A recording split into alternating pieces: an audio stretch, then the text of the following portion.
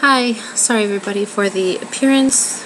Okay, so here we are again. We're going to talk about HBO's Game of Thrones episode 5. And yes, it was awesome, just like the other 4. And I wanted to do this video a little bit differently than I have my other 2, which you can see in the sidebar. That way.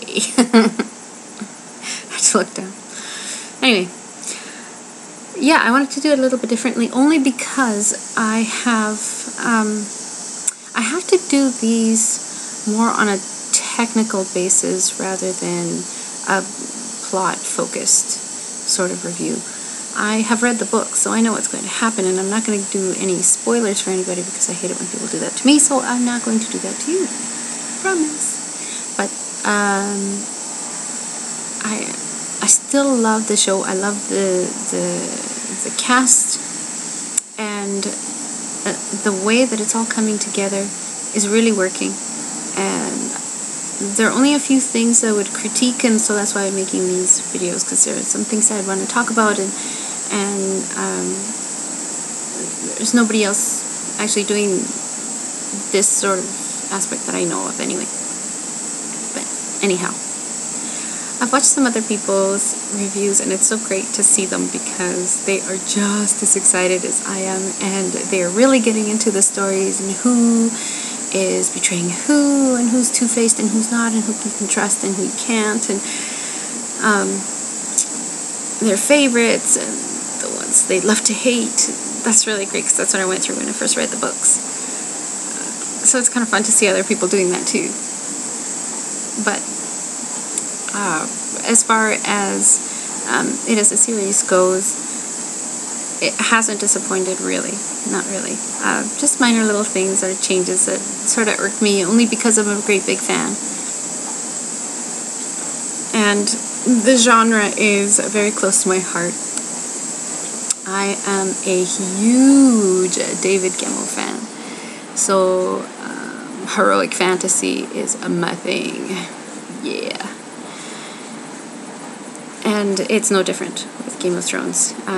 It's an intricate story, convoluted, tons of characters. I don't know how Mr. Martin kept them all straight, but he had to have a system because, wow, tons of characters. I mean, kind of reminiscent of, Tolkien, Lord of the Rings, and Robert Graves, and I, Claudius, and Claudius the God. I mean, you can go back to Homer and the Iliad, and the Odyssey. All those, which I've read, which I love. So I was primed for Game of Thrones. Okay, so let's get started then. Episode 5. Ned is digging deeper into this whole thing of the seed is strong. Jon Arryn's very cryptic words that he left behind after his very suspicious death. Sean Bean, who plays Ned Stark, of course. Awesome. Doing a great job. Being the strong, stalwart, brooding sort of man that lives in a code very Arthurian almost, very black and white. There's good and bad, and all these people are trying to get Ned to get in the grave because there's plenty of room, but Ned's like, no, I don't think so. I mean, we saw that in the council meeting there with Robert. I mean, come hell or high water, that guy was not going to kill a kid. Nope. Alright, Ned, let's hear it for the boy. Anyway, Ned, awesome. Robert. Gotta love Robert. I mean, I know a lot of people think he's a jerk. And he is. He's a total dick. But you gotta love the guy a little bit. I mean, I kind of like this boisterous, sort of loud, tempestuous kind of characters. They're always so much fun to watch. And that scene with Cersei when they're both kind of talking truth to each other was almost endearing, wasn't it? I liked it. It afforded you a way of getting to know the characters more intimately without narration. So that scene was pretty crucial, very critical. I loved it. It was well done. Varys is still disappointing me. I don't know if maybe he just has not read the books, or somebody hasn't really given him direction on what the character should be, but I expect him to be a little bit more simpering, more slimy, and he just comes off as kind of a, I don't know, kind of comes off as a little bit of a tool. But anyway, I won't go on about that. You can see my video. I'll put it on the side. All about Varys. But anyway, yeah, Littlefinger, can't trust that dude. Yeah. Who knows what's happening with that guy. The actor playing him, fantastic. Arya, who's my favorite. Love her, want to be her. Is being done so well that the little girl that they've got playing her has not disappointed me in the least. She's doing a great job. I love how feisty she is, just like I envisioned Arya to be. I am a little bit disappointed that the wolves aren't playing more of a role. I mean, you do see them here and there, but they're not showing up as often as I'd like to, and you're not really getting to know them as their own little entities. But maybe that's going to come a little bit later, because they are very, very cool. And John's a wolf named Ghost, who's the albino, is, in my opinion, the coolest one. I mean, Bran's wolf that tore out the throat and all that. Ha! So cool. I know. I died when I first read that. It was so good. But yeah, he's cool too. His name is Summer, I believe. So yeah. Now Cat, Lady Stark. Now she has taken Tyrion to her crazy ass sister. Up in the Eyrie. Yeah. Up in the nest.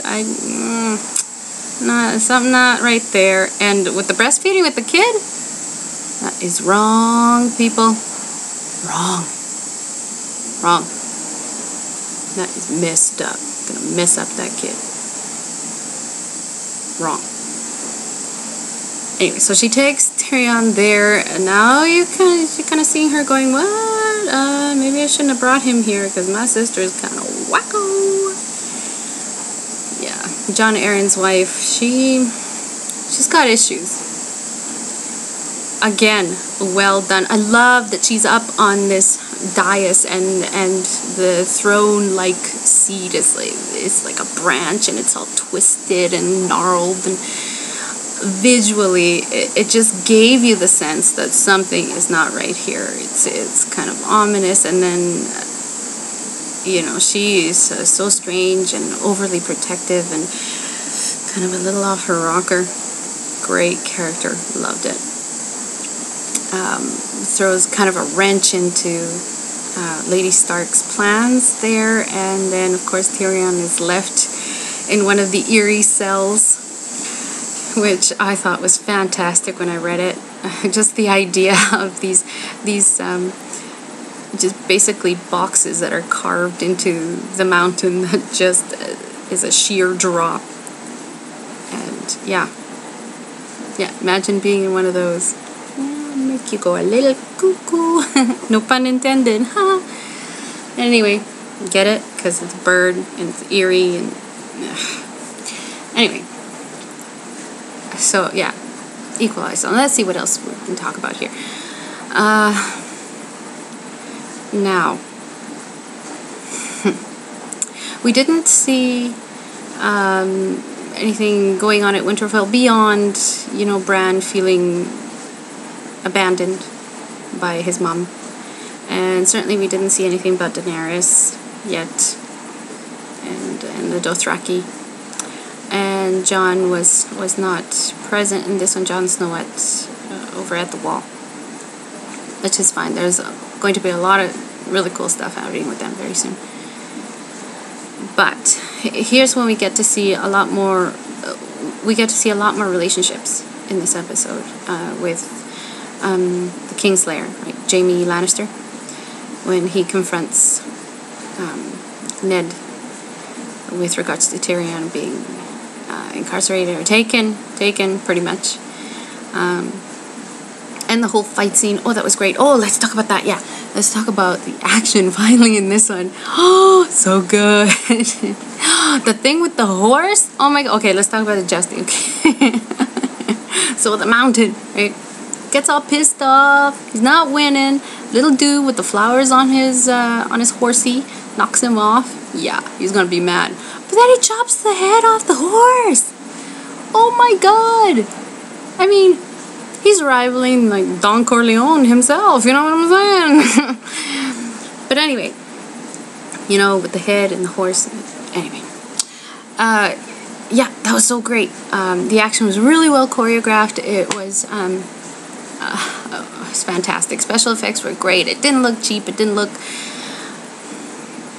plasticky. You know what I mean? Like sometimes you can have those fight scenes where they, you can tell they're going like really slow, and the camera's just moving really fast, just to give the impression that this is really action-packed and lots of movement, really fast. You know, yeah. No, none of that. The blood and the cutting of the throats, and yeah, and then of course the Hound jumps in to save Sir Loras, the Knight of Flowers or whatever the heck he is. Yeah, jumps in and you know, fights his brother. I don't think it had anything to do with him being valiant or noble in any way. I think he just wanted to set his brother down. But anyway, that's for another day. And then, of course, on King's Road, when Cat and, sorry, I keep calling her Cat, Lady Stark, and Tyrion and all her escorts were attacked. Really well done. Awesome fighting. Loved it. It's very David Gemmell. Oh. But anyhow, I digress. Yes, action was very good in this one. And, oh, poor Tyrion. One of my favorites. Has always been one of my favorites since I first started reading the book. So clever, such a rascal, so funny, devoted, loyal, nasty, lecherous, drunkard. I'm that kind of guy. Now Peter Dinklage, I believe, is the actor playing Tyrion. Now he is from Jersey. Did you know that? I just recently found that out. Well, anyway, he does that accent so well. But my only problem with him playing Tyrion is that he's a little too good looking. Yeah. Yeah. A little too cute. Yeah, Tyrion's supposed to be very ugly, and he has mismatched eyes. One is green and one is brown, I believe. Just odd, you know, very short in the torso, long in the limbs, and wobbles, and when he walks, so not quite the Tyrion of the book, but he's doing such a fantastic job. It doesn't matter. It doesn't matter to me, so it shouldn't matter to you. Anyway,